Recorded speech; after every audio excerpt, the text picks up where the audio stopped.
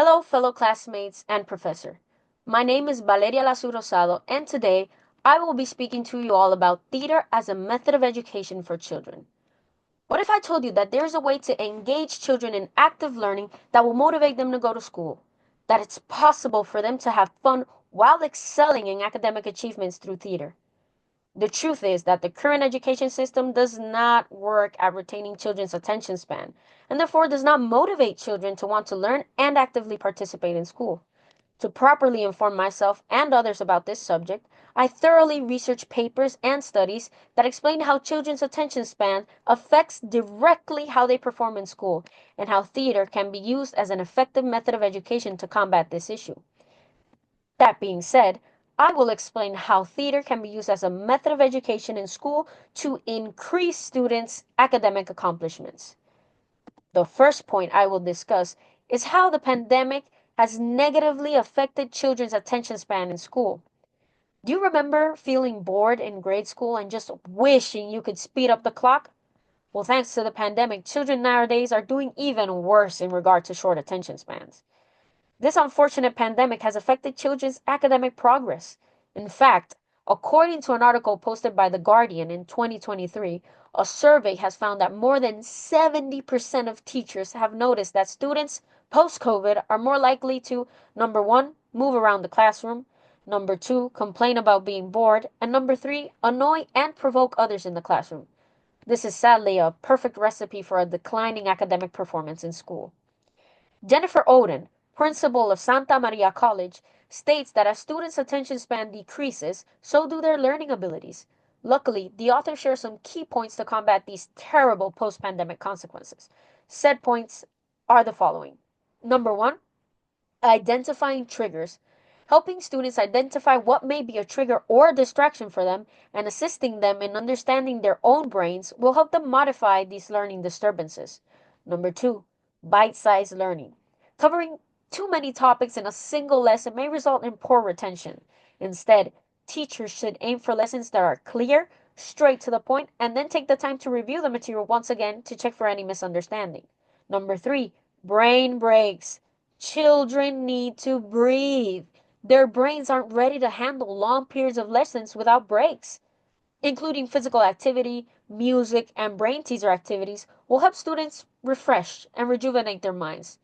Number four, attention strategies. Incorporating meditation, breathing exercises, and journaling are incredible ways to help students reduce stress. Number five, engaging information. Incorporating a range of interactive methods like storytelling, hands on exercises, and collaborative activities ensures students remain actively engaged in the learning process. Now we want to specifically focus on that last key point, providing engaging information. This is where theater comes to the rescue of our education system. The second point I will discuss is how theater can be used as an effective method of education in school. Having spoken previously about providing engaging information to students, according to an article by The Hindu, one way to bring a classroom to life is to include theater-based techniques in the classroom. Additionally, the American Alliance for Theater and Education explains how theater can have amazing effects on students. If you were a student or a teacher, wouldn't you be ecstatic to know that a dull education system can be restructured into an incredible, interactive, dynamic, and entertaining learning institution? The American Alliance for Theater and Education explains in their article that theater may cause the following academic accomplishments. Number one, improvement in academic performance. Studies show that students who participate in drama perform better in standardized tests. This is often because students who practice theater have improved reading comprehension than those who don't. Specifically, students involved in drama scored an average of 65.5 points higher on the verbal component and 35.5 points higher on the math component of the SAT. Additionally, students who took courses in drama, study, or appreciation scored on average 55 points higher in verbal and 26 points higher in math compared to their peers who did not participate in art programs. These findings highlight the positive academic impact that engaging in the arts, particularly theater, can have on students' cognitive abilities. Number two, better attendance. Involvement in the arts increases students' engagement and commitment. In fact, studies show that students who are considered at high risk of dropping out of high school often cite drama and other art classes as key factors that motivate them to stay in school. Number three, reading comprehension. Theater can play a significant role in the continual development of students' reading comprehension skills. Number four, build self-esteem. Performing can help students recognize their potential for success and improve their overall confidence. Number five, bridging the achievement gap. A study in Champions of Change in 1999 found that theater arts, including performance, classes, drama club participation, contribute to improvements in reading proficiency, self-concept, motivation, empathy, and tolerance, particularly among low socioeconomic youth. These benefits highlight the powerful impact on the arts, on personal and academic development. Now, I'd like to share with you all a video prepared by Palm Beach State College where the benefits of theater are highlighted.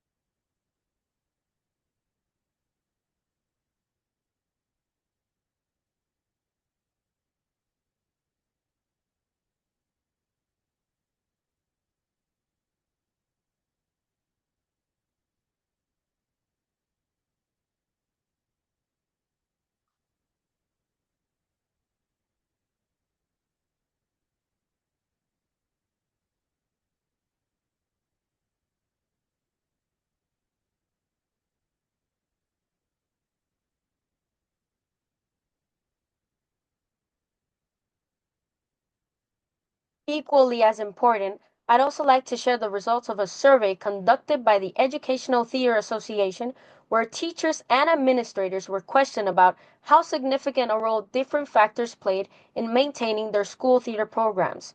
These were the results. Theater educators can find encouragement in these results, as most respondents consider all factors either significant or very significant. To summarize the findings, number one, teachers and administrators prioritize factors that developed interpersonal and intrapersonal intelligence. Number two, the top rated factors across three studies was helping students build self-confidence and self-understanding. And number three, other highly valued factors included improving students' interpersonal skills and fostering their creativity. If at this point in the presentation you still weren't convinced of the benefits of theater education, I think that chart just sealed the deal. In conclusion, considering all the information that has been explained, we can come to the conclusion that the use of theater as a method of education will lead to academic excellence in students. We've talked about how the COVID-19 pandemic greatly affected children's attention spans and decreased their academic progress, but how theater can be used to combat these issues and result in students excelling in school. Fellow classmates, I'd like to end this presentation with the following quote as Lothar Gunderson once said. If you take a child to the theater, not only will they practice empathy, they might also laugh uproariously, or come home singing about science, or want to know more about history, or tell you what happened at school today, or spend all dinner discussing music, or learn how to handle conflict, or start becoming future patrons of the arts. My fellow classmates and professor, for any additional questions regarding the benefits of theater education, you may visit the following articles in which this presentation was based on. Thank you for your attention. Thank you very much.